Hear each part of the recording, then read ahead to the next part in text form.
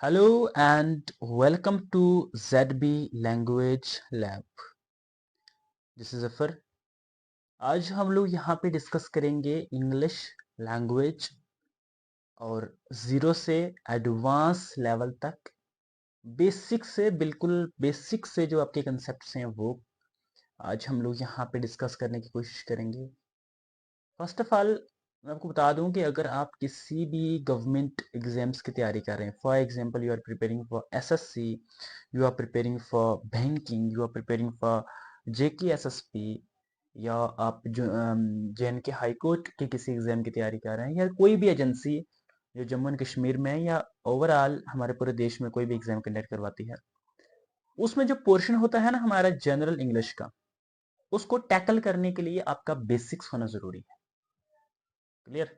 और ये बेसिक्स कैसे इनहांस होगा वो हम लोग इस पूरी की पूरी कंप्लीट सीरीज में यहाँ पे डिस्कस करेंगे। फर्स्ट ऑफ ऑल हम लोग चलते हैं अब हमारा पहला पोर्शन, और वहीं पे हम डिस्कस करेंगे कि हम लोग किस तरीके से जो है वो अपने सिलेबस को आगे लेके चलते हैं। सो गाइज, ब्लैंक पेज पे हम लोग यहाँ पे आ चुके हैं। डिस्कस करेंगे कि इंग्लिश को स्टार्ट कहाँ से करना है। क्लियर? फॉर एग्जाम्पल आपको कोई आइडिया नहीं है, आप पहली बार आपने यूट्यूब पे कोई इंग्लिश का लेक्चर खोला है, या फॉर एग्जाम्पल आपने कई बार पहले पढ़ा है, आप फ्रेशर नहीं हैं, आपने आप ड्रॉपर हैं, आपने पहले एग्जाम्स की तैयारी करी है, but still you are thinking that English में आप स्कोर अच्छे नहीं कर पा रहे हो। रीज़न क्या है? रीज़न यह है कि हमारा इंग्लिश को पढ़ने का तरीका थोड़ा सा अलग है। फॉर एग्जाम्पल हमारे सिलेबस में, if I talk about JK SSP, if I talk about JNK high court, if I talk about SSC, हमारे सिलेबस में फर्स्ट ऑफ ऑल क्या चीज़ दी होती है? Tenses. Am I right? First of all हमारे सिलेबस में होते हैं टेंसेस। और हम लोग मिस्टेक क्या करते हैं, डू यू नो? हम लोग मिस्टेक ये करते हैं कि हम फर्स्ट ऑफ ऑल यूट्यूब पे या किसी भी अगर हम कोर्स कोई खरीदते हैं वहां पे पढ़ते या पढ़ाते हैं, हम लोग पहले शुरू करते हैं टेंसेस। अब हमने टेंसेस में क्या पढ़ा? हमने प्रेजेंट, पास्ट, फ्यूचर, बच्चे को पता चल गया। फॉर एग्जाम्पल आपको इन तीन चीजों का पता चल गया, प्रेजेंट, पास्ट, फ्यूचर क्या होता है। जैसे ही आप आगे पढ़ेंगे, सर ये सब्जेक्ट क्या है, सर ये वर्ब कौन है, और ये आपका ऑब्जेक्ट क्या है, इनमें आप कंफ्यूज होंगे। अब इन सबको सब्जेक्ट टेंसेस पढ़ने से पहले जरूरी है कि आप सब्जेक्ट पढ़ो। क्लियर? अब सब्जेक्ट पढ़ने से पहले जरूरी है कि आप सेंटेंस पढ़ो। क्लियर? अब अगर जैसे ही आप सेंटेंस पढ़ते हो, आपके जो एक सब्जेक्ट और ऑब्जेक्ट का जो रिलेशन है वो क्लियर होता है। जैसे ही आपका सब्जेक्ट और वर्ब का जो रिलेशन है, सब्जेक्ट और ऑब्जेक्ट का जो रिलेशन है वो क्लियर होता है, वहां पे एक नया टॉपिक खुल के आ जाता है जो एसएससी के एग्जाम्स के लिए इंपॉर्टेंट था, और जेके एसएसबी के लिए, जो कि मैंने ऑनलाइन कोर्सेज में पहले जो वहां पढ़ाया था, वहां पे हम लोगों ने डिटेल तफसील से 2 से 3 लेक्चर जो है वो सिर्फ सब्जेक्ट वर्ब एग्रीमेंट पे कराए थे। अगर आप इसी यूट्यूब चैनल के की प्लेलिस्ट में जाके देखेंगे, वहाँ पे इंग्लिश स्पीकिंग का जो कोर्स है, कुछ एक कंटेंट जो अवेलेबल है वहाँ पे, आप अगर उसमें भी देखेंगे तो वहाँ पे भी सब्जेक्ट वर्ब एग्रीमेंट को तफसीलन डिस्कस करा हुआ डिटेल से। क्लियर? अब आपका सब्जेक्ट क्लियर है, आपका वर्ब क्लियर हो गया। अब जब आप इन टेंसेस को पढ़ेंगे तो आपको लगेगा अच्छा ये रीजन है कि शी के साथ इज लगता है, अच्छा ये रीजन है कि आई के साथ एम ही लगता है, आई के साथ इज और आर नहीं लगता। क्लियर ना? तो ये जो बेसिक बेसिक कंसेप्ट है ना, वो मैं यहाँ पे आपके साथ डिस्कस करूंगा। क्लियर? जैसे ही हमारा सेंटेंस क्लियर होता है, हम लोग फिर पार्ट्स ऑफ स्पीच पढ़ेंगे, फिर सॉरी सब्जेक्ट वर्ब एग्रीमेंट पढ़ेंगे, फिर उसके बाद पार्ट्स ऑफ स्पीच, फिर हम लोग मुड़ के आएंगे आपके टेंसेस पर। और उस टाइम पे ना टेंसेस आप बिल्कुल लाइक आप ना चुटकियों पे टेंसेस डिस्कस कर लोगे एकदम से। जैसे ही आप टेंसेस का क्वेश्चन देखोगे, कुछ नहीं देखना, सिंपल देखोगे, सर क्या ये सब्जेक्ट इस वर्ब के साथ रिलेट कर पाएगा। मैंने आपको कहा ना, ये अगर आप एक मैथमेटिक्स में टर्म आती है डिजिटल सम, डिजिटल सम की तरह ही होता है सब्जेक्ट और वर्ब। यानी जहां जहां सब्जेक्ट, उसी के हिसाब से वर्ब, दोनों एक जो है वो अपने लाइक, अगर एक सब्जेक्ट सिंगुलर है तो वर्ब भी सिंगुलर होगा। इसके पीछे की कथा क्या है, ऐसा क्यों है, वो हम कंटेंट में लेक्चर सीरीज में डिटेल से हम लोग उसको डिस्कस करा करेंगे। क्लियर? तो यहाँ पे फिर फिर हम लोगों के पास क्या ऑप्शन आ गया, जैसे ही टेंसेस आपके क्लियर हो गए, फिर हम लोग आएंगे एक्टिव पैसिव, नरेशन, इन दोनों को इकट्ठे डिस्कस करेंगे। क्लियर, यहाँ पे लिख भी देते हैं, एक्टिव पैसिव करेंगे हम लोग, नरेशन डिस्कस करेंगे जो डायरेक्ट इनडायरेक्ट होता है, फिर उसके बाद हम लोग डिस्कस करेंगे आर्टिकल, इसके हम कुछ ना गोल्डन रूल्स पे डिस्कस कर देंगे जो आपके लिए इंपॉर्टेंट हो सकते हैं। यानी तफसीलन मैं आपको डिटेल में एक अच्छे हाथ से डिस्क्रिप्शन में मैं आपको चीज़ें समझाऊंगा, तो बने रहेंगे आप हमारे साथ इसी तरीके से। फर्स्ट ऑफ ऑल आज हम ज़्यादा बात नहीं हैर करेंगे, इस पर ज़्यादा चर्चा भी नहीं करेंगे, थोड़े से पॉइंट डिस्कस करेंगे सेंटेंसेस के। सेंटेंस क्या होता है, डू यू नो सेंटेंस होता क्या है? सेंटेंस को समझने से पहले हम ये समझते हैं कि सेंटेंस बना कैसे। तो सेंटेंस कैसे बना, उसके लिए फर्स्ट ऑफ ऑल हम लोग, वन सेकेंड, हम लोग यहाँ पे आते हैं, यहाँ पे आ जाते हैं। क्लियर, ये क्या है सर, ये ना सेंटेंस है, लेकिन ये सेंटेंस भाई साहब आया कहाँ से? सर ये आया आपके फ्रेज से। ना वो फ्रेज कहाँ से आया? ये हो गया आपके वर्ड से। वर्ड्स मतलब ये कहाँ से आया? तो वर्ड्स आया आपके लेटर से। So what is the reference of letter, ये कहाँ से आए? तो ये आए आपके अल्फाबेट से। क्लियर, तो हमने यहाँ पे क्रोनोलॉजी समझी। फर्स्ट ऑफ ऑल हमने समझा कि अल्फाबेट आए हमारे पास, देन लेटर्स आए, देन वर्ड्स आए, देन हमने एक गलत सेंटेंस या जिसका कोई मतलब ना हो फ्रेज बना लिया। जब ये मतलब क्लियर हुआ तो हमारे पास बन के आ गया आपका सेंटेंस बन के आ गया। क्लियर, अब ये सेंटेंस क्या है, हम लोग पहले थोड़ा पढ़ रहे थे इस पे, तो अभी दोबारा वहीं पे आ जाते हैं। सेंटेंस क्या है? तो सेंटेंस है, सेंटेंस होता है कि एक लेटर्स का, सॉरी वर्ड्स का कॉम्बिनेशन। क्लियर, वर्ड्स का एक ऐसा कॉम्बिनेशन जो कि एक कंप्लीट सेंस देता हो। फॉर एग्जाम्पल हमारे पास फर्स्ट ऑफ ऑल आता है अल्फाबेट। अल्फाबेट क्या होता है सर? सेट ऑफ लेटर्स जिससे हम कुछ क्या करें, वर्ड्स लिखें। फॉर एग्जाम्पल ए के तुरंत बाद क्या आएगा? बी, बी के बाद सी आएगा। लेकिन यहाँ पे लेटर्स क्या है फिर? लेटर्स में अल्फाबेट में अच्छे कन्फ्यूज होते हैं। लेटर एक ना इंडिविजुअल कैरेक्टर है, मतलब या कोई सिंबल है, किसमें? अल्फाबेट में। जैसे फॉर एग्जाम्पल हमने लिखा सर ए के बाद बी आता है, सी आता है, डी आता है, ई आता है, सीधे ये जेड तक चले जाते हैं हमारे नाम तक। लेकिन जब हमने शुरू करा ए के बाद, यहाँ पे तो अल्फाबेट में ए के बाद बी आता है, लेकिन लेटर में मैंने एम आई सी लिख दिया बिना किसी काम के, या मैं लेटर मेरे पास हो गया ए हो गया, या लेटर में अपने पास ना बी लिख लेता हूँ। ये तीनों अलग अलग लेटर हैं। अगर ये चीज, ये शब्द, शब्द तो खैर नहीं कहेंगे, आई थिंक उर्दू हिंदी में इसे कहते हैं, खासकर उर्दू में इसे कहते हैं हर्फ। अगर ये एक स्पेसिफिक सिंगल वर्ड है तो ये होगा लेटर।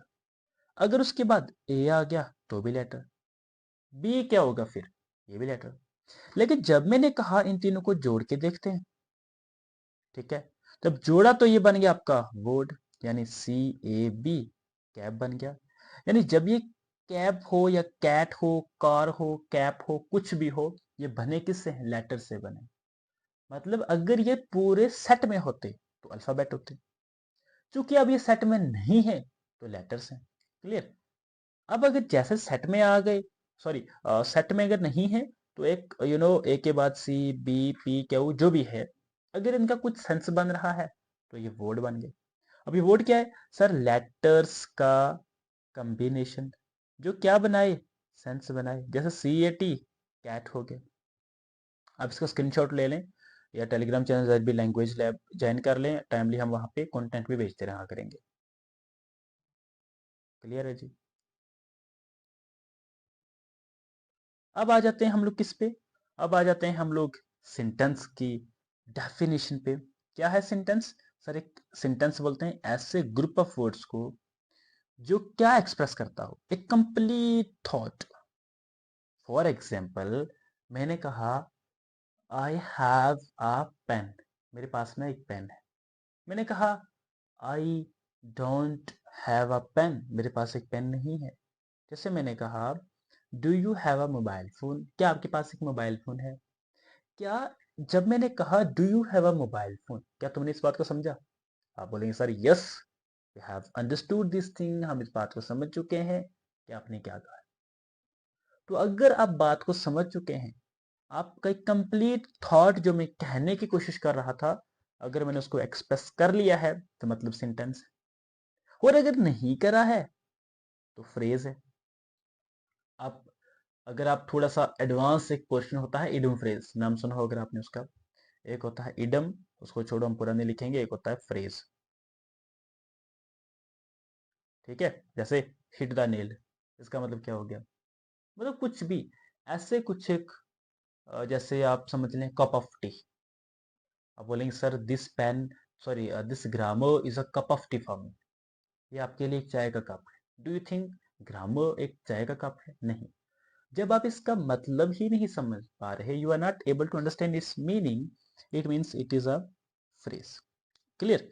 तो इसका एक सब्जेक्ट होता है, ठीक है, एक प्रेडिकेट होता है यानी एक वर्ब होता है, एक ऑब्जेक्ट होता है, और ये खत्म होता है पंक्चुएशन मार्क से। यानी इसमें कोई पंक्चुएशन मार्क मतलब ये तो फुल स्टॉप होगा, या इस तरह होगा, या ये what is it called, sign of interrogation होगा, साइन ऑफ एक्सक्लेमेशन होगा, या कुछ और होगा। फ्रेज क्या, मैंने आपको समझा दिया, ऐसा ग्रुप ऑफ वर्ड जो इकट्ठे काम करते हूं लेकिन एक कंप्लीट सेंटेंस ना बनाते हूं। इट इज गुड, लेकिन क्या इट इज गुड? मैं बोलूंगा I have a mobile phone, I have a mobile phone and it is a very good, ऐसा कुछ कहेंगे। I have a mobile phone but I don't have charger. अगर मैंने ऐसे ही बोल दिया नॉट हैव चार्जर, तो नॉट हैव चार्जर बोला तो ये इसका कोई सेंस नहीं बना। जब मैंने कहा आई डोंट हैव चार्जर, मेरे पास चार्जर नहीं है, तब इसका कोई सेंस बनेगा। क्लियर है? चलो, अब आ जाते हैं हम लोग वही अपनी कहानी पे। क्या हमने पढ़ा था? हमने अल्फाबेट पढ़े, लेटर्स पढ़े, वर्ड्स पढ़े, sentences, phrase, the cat runs. Cat दौड़ती है, यहाँ पे सब्जेक्ट भी है और वर्ब भी है, यानी काम भी है और काम को करने वाला भी है। अच्छा, अब क्या होता है कि सर थोड़े से ना सेंटेंस में आता क्या क्या है, सेंटेंस का कंपोनेंट समझते हैं। पहला है सब्जेक्ट, फिर होता है प्रेडिकेट, फिर जाके बनता है complete sense. For example, subject कौन है? तो सब्जेक्ट है, अगर हम हिंदी में यहाँ पे लिखें तो कोई कार्य, उर्दू में लिखें तो कोई भी कोई काम। काम को क्या करने वाला? काम कौन? तो काम को करने वाला।